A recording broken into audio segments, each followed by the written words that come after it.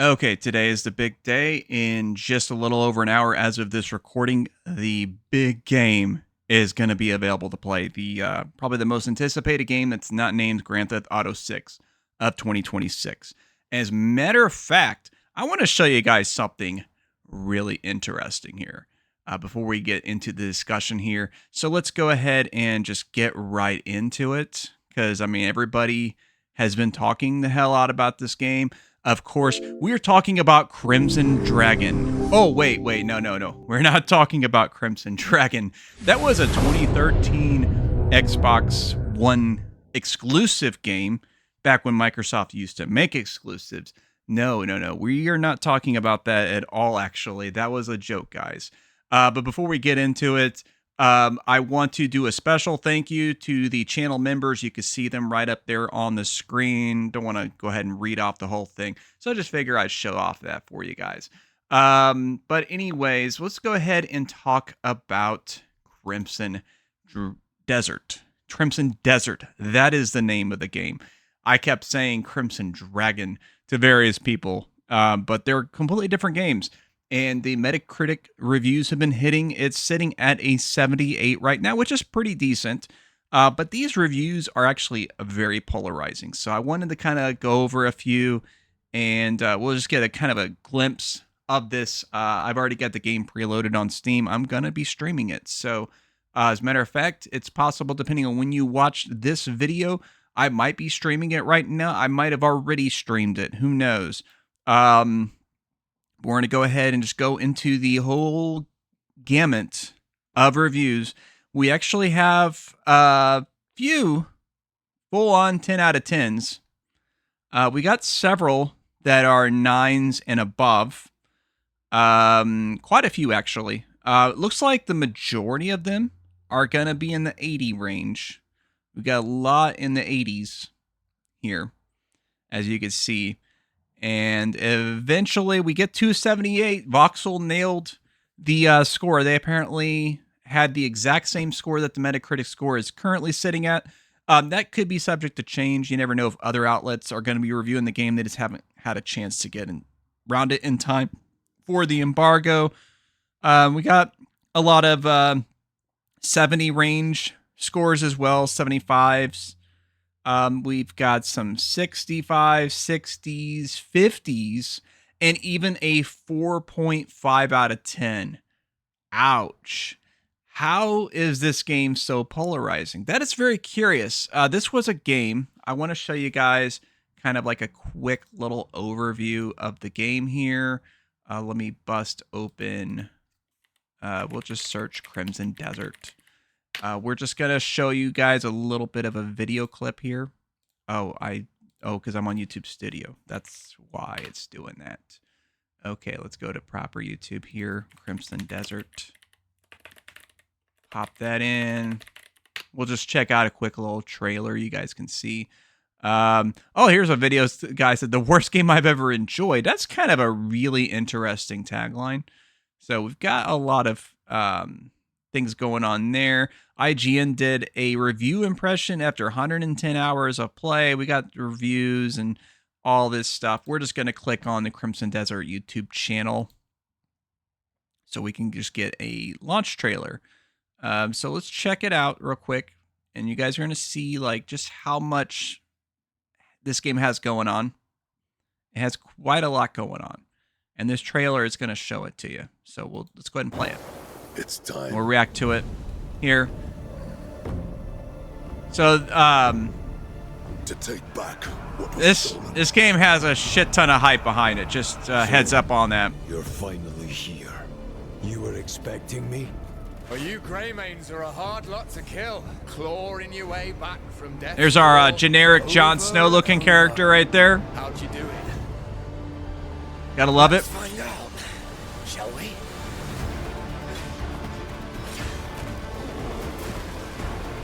Very cool visual style. Huge open world environments with amazing draw distance. Huge bosses, of course. Got a combat system that appears to be Souls-like in some regards, at least. you get a variety of characters you play as. You don't play as just the one guy. It's got kind of a fantasy tech mix because you got guns, you got trains, tons of magic, jetpacks. You can do like dragon shapes, and got the weird puzzles like Zelda, Breath of the Wild. Traps. Got flying, skies, giants. Again, massive bosses. There you are riding on a dragon right there. Yeah, I mean, this game, just off of that one trailer, you could see there is an absolute ton of crap that they are wanting to show off.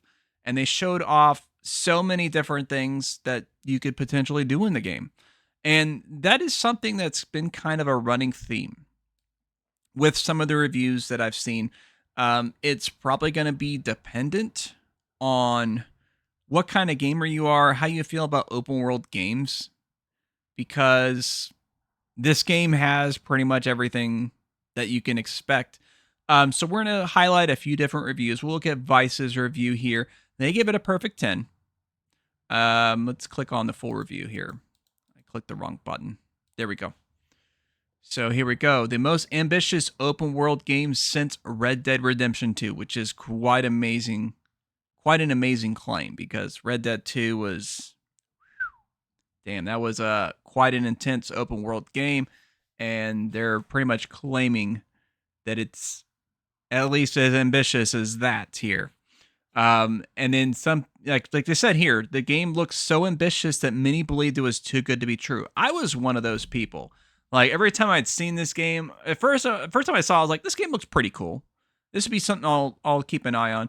And then it seemed like every time after that, where they were showing off new gameplay systems, new environments, new combat techniques, all this different stuff as they were building up to the release, I'm like, is this game even real? Like, could this game actually be a game of the year possibility? That's going to be questionable, because obviously some of the reviews are pretty polarizing, as I had demonstrated, but some people clearly are extremely impressed. And that is something to keep an eye on, because, like, usually game of the year winners are the games that get like 90 plus on Metacritic. There have been some exceptions to that. There have been games that have won that haven't got at least that, or have been nominated. I remember Black Myth Wukong. It got nominated for Game of the Year. Was it 2023, 2024? It was like one of those. And it didn't even hit 90. It was like 83 or something like that on Metacritic. So it's not outside the realm of possibility that this game could be nominated. But yeah, well, I mean, you can see, like, just on the screenshots and stuff like that, like, the amount of detail in the environment here is absolutely massive.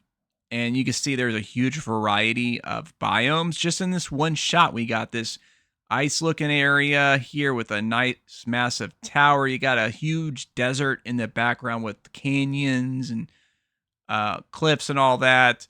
We got a pretty lush looking forest mountainous area right here. You could see that the coast is off in the distance there. So there's definitely a lot of ambition in terms of that design. You can see a lot of foliage, of course, in the environment. Very detailed stone buildings here in the background. So let me go ahead and zoom back out here.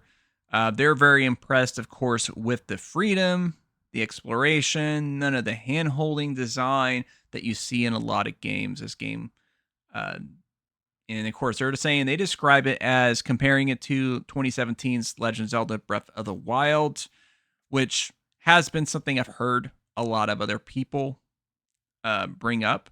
But they are saying that it surpasses it because you get a lot of unique side quests and interesting scenarios that naturally unfold during the travel. And then they're saying the combat feels like a Devil May Cry meets a brawler, which is kind of a weird claim there. That is something I wanted to talk about a bit though, because I've heard some people like complain about the combat controls, saying that felt kind of clunky. Let me see if I can find one of those reviews. Because I know like I saw at least one that mentioned it in the overall blurb here. We'll see if we can find that. Let's see here. Might take me a second to uncover it. We probably have to go into the 70 range, I think. But yeah, definitely there have been some complaints about some aspects here. Let's look at this hobby consoles. They say it's a great game hampered by a series of frustrating design choices and MMO style gameplay. Okay, so this might be an interesting one to take a look at because oh, well, maybe not. It's in, can I get this to translate? Oh, it's in Spanish. Let's see here what happens if I click that. Okay, so this is originally a Spanish our article here, hobby consolas. Okay. So I'm not sure how well the translation is going to work here, but we're going to take a look at this here. That's weird. The Metacritic had that translated, but that's kind of weird. It kind of throws you off here. Yeah, right here they say to begin with, Crimson Desert is in a constant fight with the controls. You have to aim with a reticle, do basic actions with precision. You have to hold down a button to interact. That same button is also used to jump. Now, that could be pretty tricky. Now, of course, if you're playing with a mouse and keyboard, I'm sure you can probably use different hotkeys and whatnot to combat some of that control stickiness, is the way I would probably put it.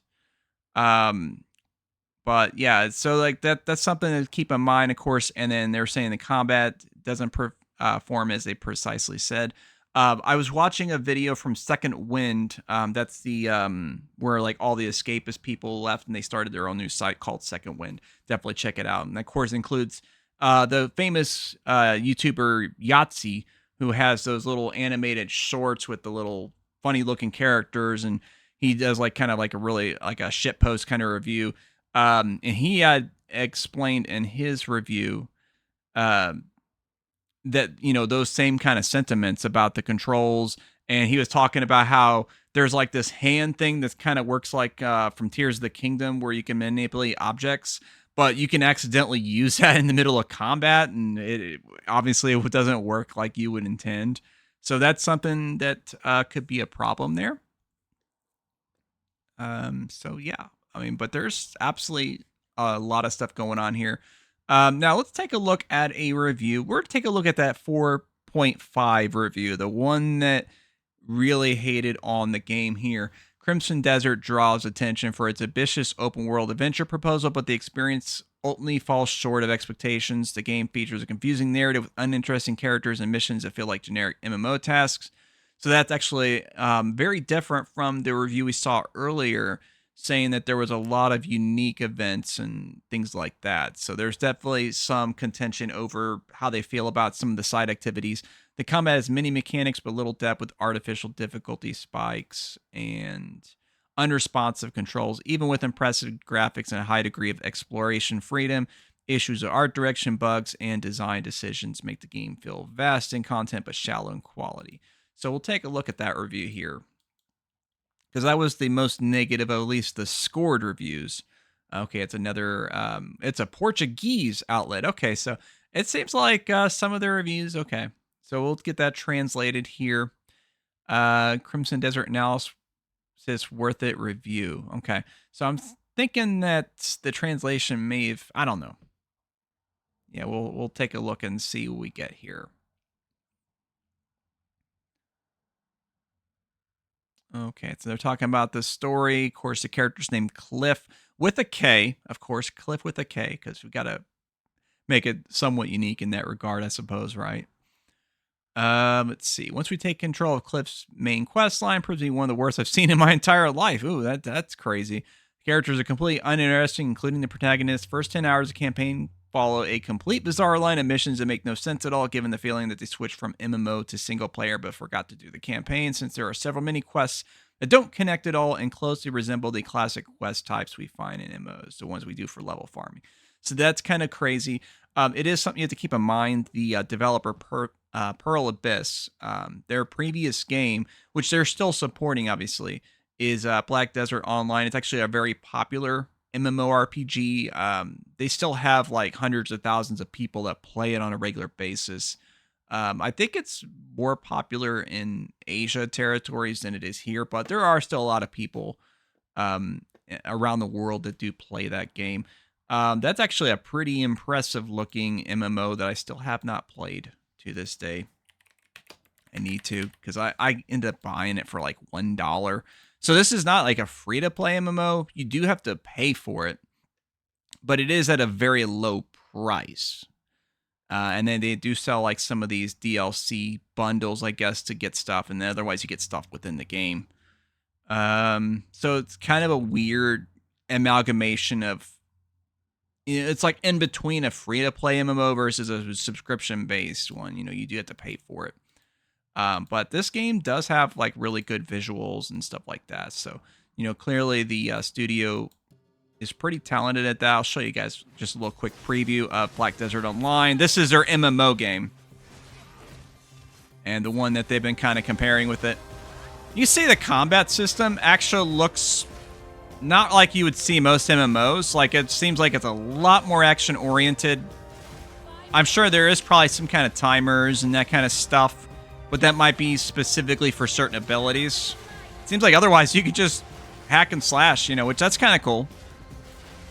I might have to check this out just to see how I feel about it. Because every once in a while I get an itch to do that MMO kind of thing. I don't know about you guys on that. But yeah, it looks like you get different character styles and whatnot you can play. They got like some kind of team up attack there. Yeah, pretty interesting stuff.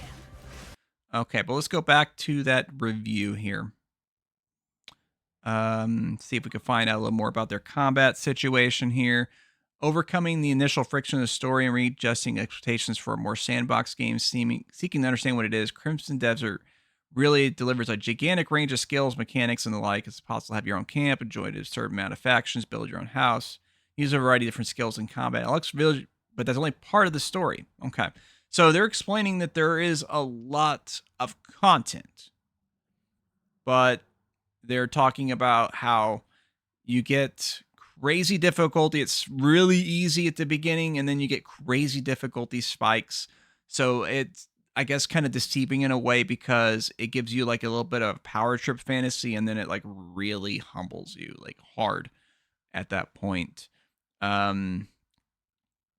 And then they're saying the difficult counters are only difficult because they take agency away from the player, which that's not something you want to hear for a game like this. You figure a game with this much open world potential, you want there to be a lot of agency to interact, because that's the kind of game it is. You figure it's going to reward you for that. Yeah, I don't know, man. It's kind of crazy. Like looking at some of these reviews, like just kind of reading some of the other ones here. Crimson Desert is the absolute definition of a massive disappointment. It's a Ferrari body with a lawnmower engine under the hood. Ouch.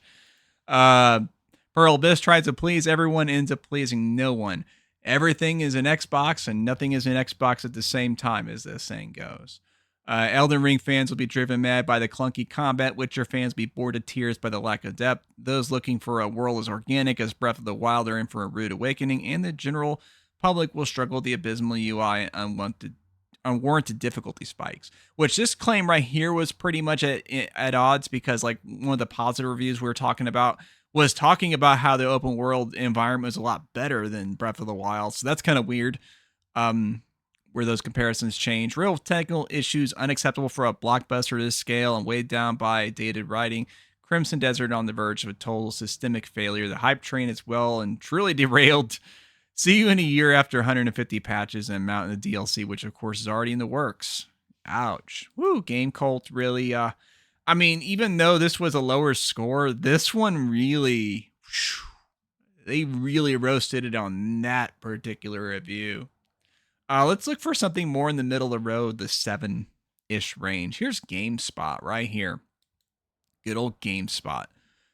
Crimson Desert is a frequently thrilling game elevated by an open world, well worth exploring, hard-hitting combat that delights with its depth and emphasis on player expression, which that claim, again, is at odds with some of the other claims where they're saying that the combat was not deep at all. That's really weird. It's really weird. It's like did these people even play the same game? Like, their opinions are so like polarizingly different that it feels like they're talking about different games, even though it's allegedly the same game that they played, right?